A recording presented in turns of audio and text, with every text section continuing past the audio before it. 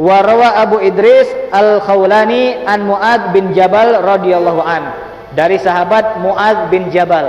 Sahabat Mu'adz bin Jabal ini merupakan sahabat yang pintar luar biasa, cerdasnya luar biasa, otak beliau encer luar biasa.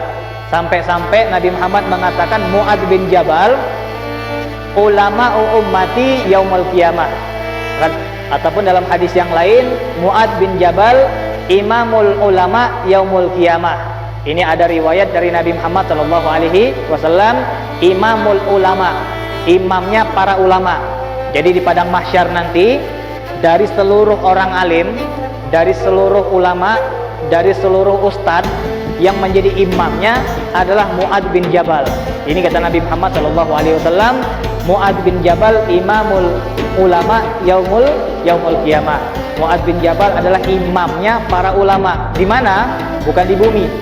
Soalnya kalau di bumi ada bendera-bendera, ada pesantren ini, ada bendera ini, ada ulama yang menguasai kota ini, ada ulama yang menguasai negeri ini. Kalau di dunia tidak dikatakan sama Nabi Muhammad. Tapi kalau di akhirat, yang memegang imam tersebut dari seluruh ulama adalah Mu'adz bin Jabal. Saking pinternya Mu'adz bin Jabal, sampai-sampai ketika Nabi Muhammad memerintahkan Mu'adz bin Jabal untuk berdakwah ke Yaman, ketika Mu'adz bin Jabal sudah siap dengan ontak beliau, Nabi Muhammad bertanya, "Ya Mu'adz, kalau seandainya sampai Yaman, engkau bakal menghukumkan hukum Allah dengan apa? Engkau bakal menghukumkan hukum Allah dengan apa?" Maka Mu'adz bin Jabal mengatakan, "Bi kitabillah, aku bakal memegang Al-Quran." Lalu Nabi Muhammad mengatakan, "Fa illam tajid, kalau seandainya di Al-Quran tidak ada hukum, macam mana?" Maka kata Mu'adz bin Jabal, "Aku bakal mencari di hadis Nabi Muhammad." Fa illam tajid, kalau ada hukum di Quran tidak ada, di hadis tidak ada, macam mana? Maka beliau mengatakan birra'i, maka dengan pendapatku. Ini dibagi sama ulama menjadi kias ataupun pendapat-pendapat ulama. Ini maaf, berbeda dengan Wahabi. Kalau Wahabi pegangannya cuma dua, Al-Quran sama hadis. Dan kalau Wahabi, Salafi, pegangan orang cuma dua, Al-Quran sama hadis. Tapi kalau kita Ahlussunnah ada Al-Quran, hadis, kias ataupun pendapat ulama. Kan? Ini ada 4 sampai ada 5 yang kita ambil. Kan? Al-Quran, sunnah, kias, perkataan ulama. Kalau kita cuma ngambil 2, kerepotan kita. Ambil contoh, apa hukum makan durian namlung lagi gitu, biar paham ya. Apa hukum makan durian namlung?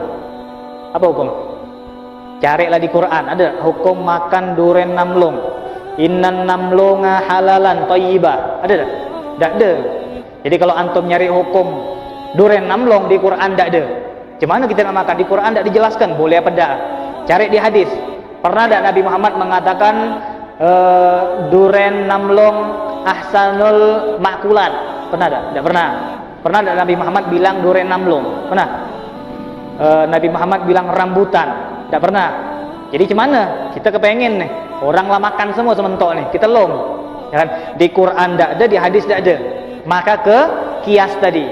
Kias tadi dicocokkan dengan buah yang lain. Durian namlong dengan kurma, sama-sama sedap, sama-sama tidak memabukkan. Yang sama-sama tidak memabukkan, tidak ada yang mudarat untuk tubuh kita. Jadi ambil kias dengan beras, ataupun diambil kias dengan kurma, kismis, ataupun buah-buahan yang lain sedap tapi tidak mendatangkan mudarat. Ini disebut dengan kias. Kalau kias tidak ada, boleh diambil dengan pendapat ulama kayak Mu'adz bin Jabal. Ini gara-gara perbuatan ataupun ucapan beliau. Gara-gara inilah madhab Ahlussunnah wal Jamaah tidak mengambil dari Al-Quran ataupun hadis. Sampai sekarang madhab Ahlussunnah wal Jamaah ngambilnya Al-Quran, hadis, kias, pendapat ulama. Ini semua ilmu tadi berasal dari Mu'adz bin Jabal. Dan gara-gara beliau mengatakan, kalau tidak ada di Quran, di hadis, aku bakal dengan pemikiran aku. Maka diiyakan sama Nabi Muhammad SAW. Sungguh beruntung. Kalau kita bayangkan, kalau seandainya dulu tidak ada Mu'adz bin Jabal, sara kita.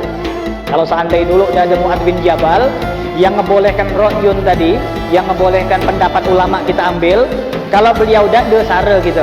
Nak makan apa kita? Makan beras. Pernah makan beras Nabi? Tidak pernah. Dan cara kita makan gendum, makan tompek terus gitu tiap hari. Gendum lah boleh, gendum diaduk, ya kan, sagu diaduk. Ini orang untuk bakal makan tompek terus, bakal makan pempek terus, pempek pun tidak bercoka, gitu kan? Kalau kita nak ngikutkan hadis dengan Al-Quran, namlong tidak ada hadis. Nasi goreng ada di Quran, tidak ada. Jadi dikatakan ulama mengatakan nasi goreng boleh, boleh. Nasi goreng boleh apa tidak makan? Boleh. Walaupun tidak ada di Quran, tidak ada di hadis.